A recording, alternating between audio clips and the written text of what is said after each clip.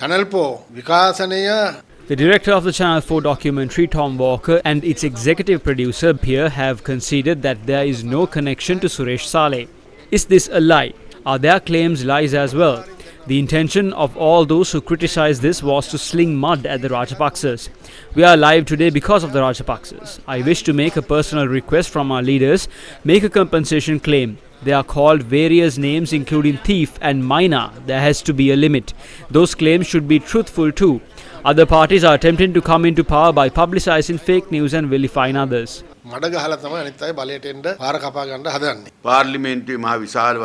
It was debated extensively in Parliament. The Cardinal, Sajid Premadasa, JVP leader and many others spoke on this as if Gotabaya Rajapaksa killed thousands of people together with a Muslim organization just to win the election.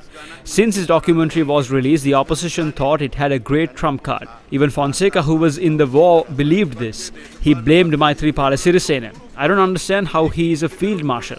Channel 4 gave our opposition politicians a good trump card, caused a stir in the world and then went to Switzerland and claimed that there is no evidence to prove there was a meeting between Saharan and Suresh Saleh. The only thing we can think of is how incompetent the leaders of our main political parties are.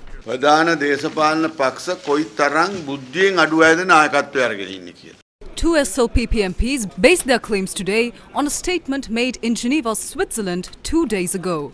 An open discussion was held in Geneva with the attendance of its director and producer following a viewing of the Channel 4 Easter Sunday documentary.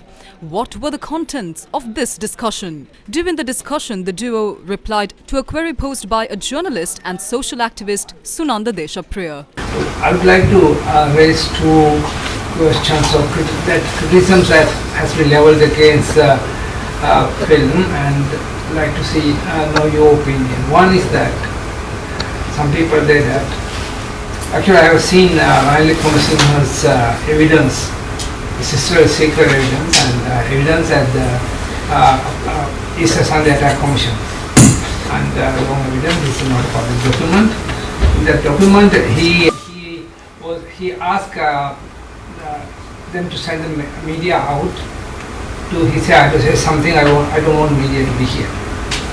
And then he says about Suresh Saleh, question of Suresh Saleh.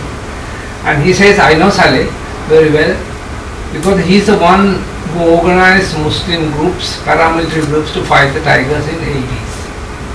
And he says, Shikram Singh says, he was in power at that time. And he says, and we funded them.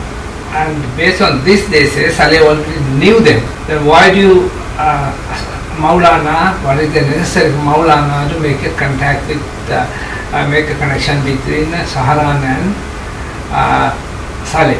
That's one question. What do you look at? I think that has a little, because I have read that, I have seen that document, Ryan Kumsinger's evidence.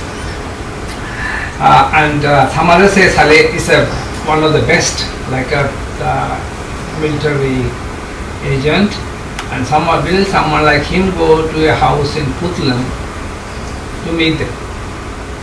These are some questions some of them have raised. That's one. Others are probably must have well known that they say that Sayyid Maulana wants to get asylum, and that's why he is telling this story. Why didn't he tell the story until now, until he left the country? Now Nishanta, we know Nishanta, the case, Nishanta has been very vocal, Nishanta has been doing all the investigations, so you know why Nishanta has to leave. And how do you look at, what is your response to these criticisms? Okay. With regards to Saleh's involvement with Muslim groups in the 80s and things, as far as I'm aware, I wasn't aware that he had direct involvement with Zafran. I was aware of that work that he did. In terms of his direct involvement with Zafran, I can't really give you a good answer as to why Azam Maulana would be the conduit for that meeting, frankly. I don't have any evidence of the fact that Zafran and Saleh met prior to that at all. I mean, Zafran was not active during the 80s. He's around my age, so he would have been much younger then, of course. So he wouldn't have had direct involvement with Saleh during those years. NTJ, from what I understand, again, I will defer to people who know Sri Lanka much better than me, like yourself, but from what I understand is the NTJ we only became much more active later on in the early 2010s. So I don't think Sally would have necessarily had that involvement there. Sorry, you made the second point about Mulana. In terms of the point on Mulana giving his story, there's no way he could have given his story from within Sri Lanka. I think, as we've shown in the film, it's not a place where you could safely say, come forward with that kind of evidence and be protected in any way, shape or form. I don't think.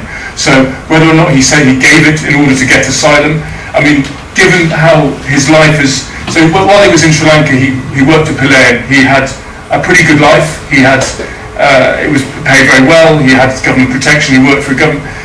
Now he's somewhere safe, thankfully, but he doesn't have anything like the kind of experience he had in Sri Lanka. So I don't think this has been a kind of an experience that he would have chosen to do. But I think it's something he felt he had to do because of the information that he knew. Actually, I agree with you the point that Saran could have been active at that time. You know, that this is a criticism I have heard, that's why I raised it here. Sure.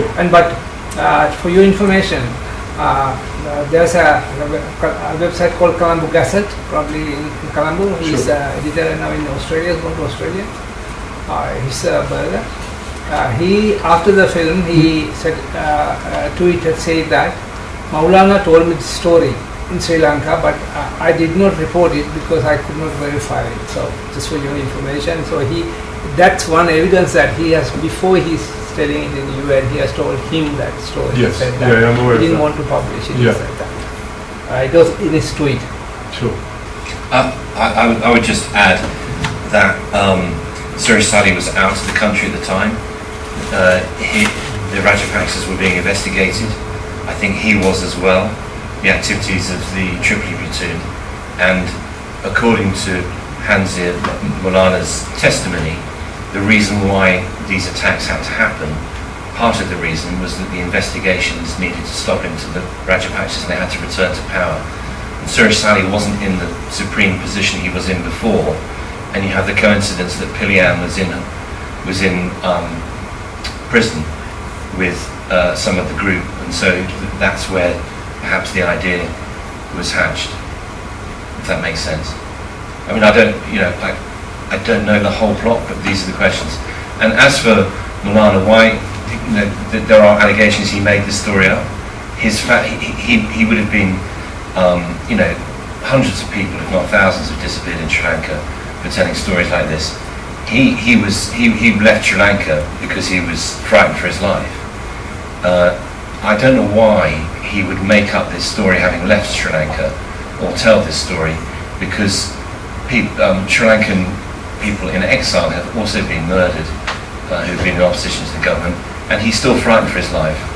And there's no reason for him to make up a story now that he's safe, or to get asylum. I mean, he has reason enough to.